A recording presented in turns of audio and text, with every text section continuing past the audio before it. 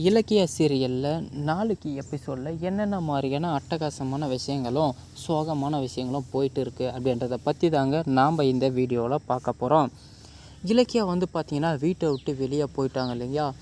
எங்கே போனால் எப்படி எங்கே இருக்கா அப்படின்னே தெரியாமல் எல்லோரும் தள்ளாடிட்டு இருக்காங்க. இப்போ இலக்கியாவை எப்படி நான் தேடி கண்டுபிடிக்க போகிறேனோ ஒன்றுமே புரியல அப்படின்னு சொல்லிட்டு அங்கே வீட்டுக்குள்ளே புலம்பிட்டுருக்காங்க.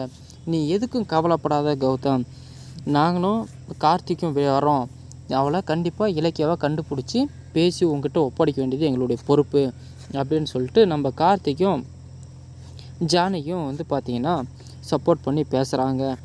எல்லாம் ஓகே, இப்போ நான் இலக்கியா எங்கே இருக்கான்னு நான் போய் தேடுவேன் அப்படின்னு சொல்லிட்டு புலம்புறாருங்க நம்ம கௌதம். நீ எதுக்கும் கவலைப்படாத, இருக்கிற எல்லா ரிலேஷன்கிட்டையும் நம்ம போய் சொல்லுவோம், கேட்கலாம். கண்டிப்பாக எங்கேயாவது ரிலேஷன் வீட்டுக்கு தான் போயிருப்பா, வேறு எங்கேயும் போகிறதுக்கு அவளுக்கும் தெரியாது. நம்மளுக்கு தெரிஞ்சவங்க எல்லாருக்கிட்டையும் கேட்டு பார்த்தா இலக்கியா கிடச்சிருவா அப்படின்னு சொல்லிட்டு கேட்குறாங்க. இதெல்லாம் கேட்டுட்ருக்கு நம்ம அஞ்சலி பார்த்திங்கன்னா இதுங்க வேறு ஒன்று, எப்போ பார்த்தாலும் முந்திரி கொட்டாட்டம் முந்திட்டு வந்துடுதுங்க.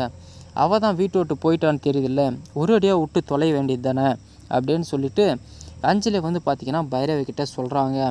நானும் அதே தானே சொல்கிறேன், இதுக்கு ரெண்டும் சொல்கிற பேச்சு கேட்க மாட்டேன்றாங்க. எல்லாமே பார்த்திங்கன்னா கௌதமுடைய நல்லதுக்கு தான் நான் பண்ணுறேன், இதை ஏன் கௌதம் புரிஞ்சிக்கவே மாட்டேன்றான் அப்படின்னு சொல்லிட்டு நம்ம பைரவியும் அவங்க சைட்லேருந்து பார்த்திங்கன்னா வருத்தப்படுறாங்க. ஆனால் பார்த்திங்கன்னா பைரவி இது செஞ்சது நல்லதா இல்லை தப்பா, உங்களுக்கு எது தோணுது அப்படின்னு சொல்லிட்டு கமெண்ட் பாக்ஸில் சொல்லுங்கள்.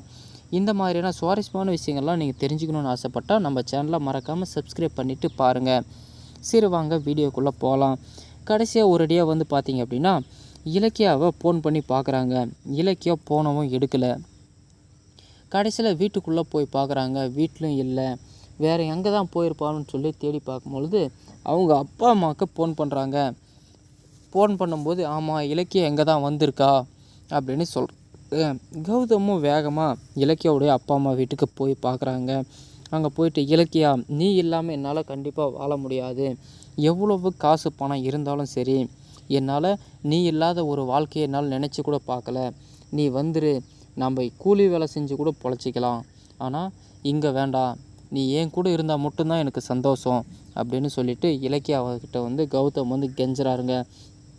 இல்லைங்க, நான் வாய்ப்பே கிடையாது, நான் வரவும் விருப்பம் இல்லை, உங்களுடைய வாழ்க்கை கெடுத்துட்டு நான் அங்கே வாழணுன்னு அவசியமே இல்லை, உங்கள் சந்தோஷம்தான் எனக்கு ரொம்ப முக்கியம்.